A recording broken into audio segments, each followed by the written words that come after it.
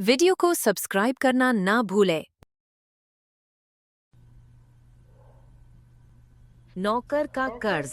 रितेश, तुम स्कूल जाओगे या नहीं? माँ की आवाज सुनकर रितेश ने गुस्से में कहा, नहीं, मैं स्कूल नहीं जाऊंगा। शारदा जी को बहुत गुस्सा आया, लेकिन अपने गुस्से को कंट्रोल करके उन्होंने कहा, बेटा, स्कूल नहीं जाओगे तो बड़े होकर क्या बनोगे? क्या मेरी तरह मेहनत मजदूरी करोगे? हाँ माँ, मैं अभी से काम करना चाहता हूँ। आपको काम करता देख मुझे बहुत दुख होता है। रितेश की आंखें नम थीं। यह सुनकर शारदा जी की भी आंखें नम हो चली थीं। पहले पति की बीमारी से जूझती रहीं।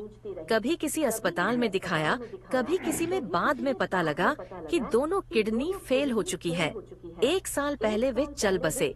तब से घरों में काम करके किसी तरह अपने 8 साल के बेटे को पढ़ाना चाहती थीं। शारदा जी ने रितेश को समझाते हुए कहा, बेटा, मेरी चिंता छोड़ दे, मैं सब कर लूंगी। बस तू किसी तरह अपनी पढ़ाई पूरी कर ले, फिर हमारे पहले जैसे दिन आ जाएंगे। तुझे याद है तेरे पापा कितनी अच्छे से हमें रखते थे? उनके बीमार पड़ते ही सब कुछ बिक गया। अब तो बस ये मकान ही बाकी है। इसे बचाए रखना है तो मुझे तो काम करना ही पड़ेगा, नहीं तो हम सड़क पर आ जाएंगे। रितेश बोला, माँ, इस समय हमें पैसों की जरूरत है।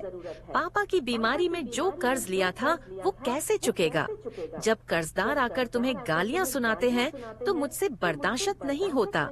शारदा जी बोली, बेटा, सब धीरे धीरे चुक जाएगा। मैं तेरी जिंदगी बर्बाद नहीं कर सकती। तू मेरी बात मान, पढ़ना मत छोड़। रितेश उनकी बात को नजरअंदाज करते हुए बोला, माँ, आपको पता है कितनी फीस है मेरे स्कूल की? पापा ने इतने बड़े स्कूल में दाखिला करा दिया। वहाँ की फीस में आपकी आधे महीने की कमाई चली जाती है। कर्ज कैसे उतरेगा? शारदा जी भी मन ही मन यह बात समझती थीं। उनकी हैसियत नहीं थी अब उस स्कूल में पढ़ाने की, लेकिन उन्हें याद है उनके पति ने कैसे भाग दौड़ करके रितेश का एडमिशन करवाया था।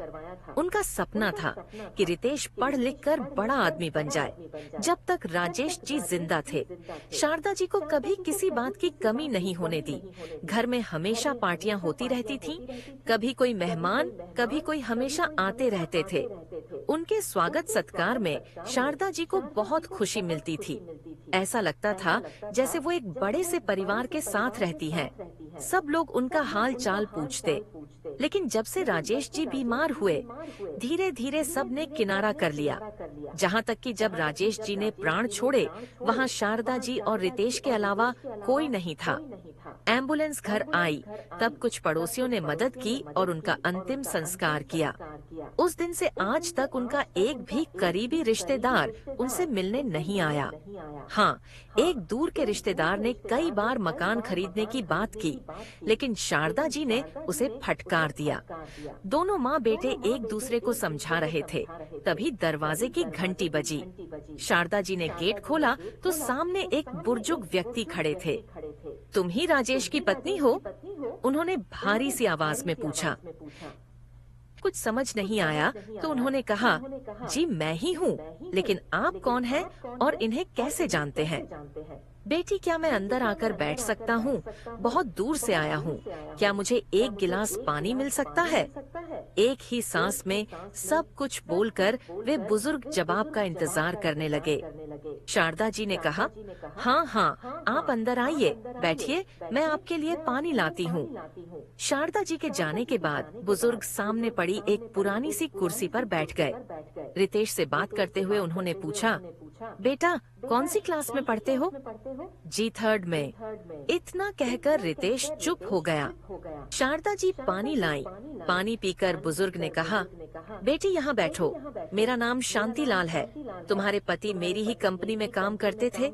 बहुत छोटी उम्र से उन्होंने मेरे यहाँ नौकरी कर ली थी। धीरे धीरे उन्होंने मेरा विश्वास जीत लिया। मेरी कंपनी की सारी जिम्मेदारी वे अकेले संभाल रहे थे। इसी बीच मेरी तबीयत खराब रहने लगी। फिर मेरे बेटे ने कंपनी संभाल ली।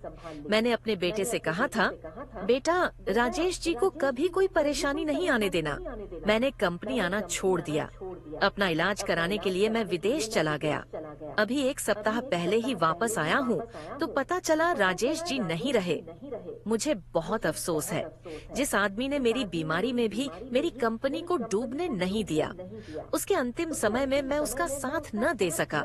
मेरे बेटे ने केवल 1 महीने की सैलरी देकर आप लोगों को अपने हाल पर छोड़ दिया। काश मैं यहाँ होता तो उनका ढंग से इलाज करा पाता। ये कहते कहते वे रुक गए और कुछ देर के लिए खामोश हो गए। शारदा जी ने कहा, जी सेठ जी, वो आपके बारे में बहुत बात करते थे। माफ कीजिएगा, मैंने आपको पहचाना नहीं। वैसे भी होने को कौन टाल सकता है। उनकी दोनों किडनी फेल हो गई थी, डॉक्टरों ने जवाब दे दिया था। शांतिलाल जी ने शारदा जी की ओर देखा और कहा, नहीं बेटी, मैं राजेश का गुनहगार हूँ। मैं होता तो उनका अच्छे से इलाज करवाता। खैर, अब जो हो गया उसे तो नहीं बदला जा सकता। अब तुम चिंता मत करो। राजेश की सैलरी जब तक तुम्हारा बेटा 18 साल का नहीं हो जाता तुम्हें मिलती रहेगी। कल मैं रहूं या न रहूं, सैलरी तुम्हारे खाते में आती रहेगी। अपने बेटे को खूब पढ़ाओ। राजेश के सारे काम तुम पूरे करो। यह सुनकर शारदा जी रोने लगी। रितेश की आंखों से भी आंसू बह रहे थे। शारदा जी ने कहा, सेठ जी, आपकी बहुत मेहरबानी। भला कौन ये सब करता है। मरते समय भी उन्होंने कहा था, काश सेठ जी होते तो मेरा ध्यान रखते। लेकिन उन्हें क्या पता था, उनके सेठ जी उनके जाने के बाद भी उनका ख्याल रख रहे हैं। शांतिलाल जी बिना कुछ बोले चल दिए। जाते जाते उन्होंने कहा, बेटा, पढ़ लिख कर अपने पिता जैसा बनना, जिनकी कमी हम आज भी महसूस कर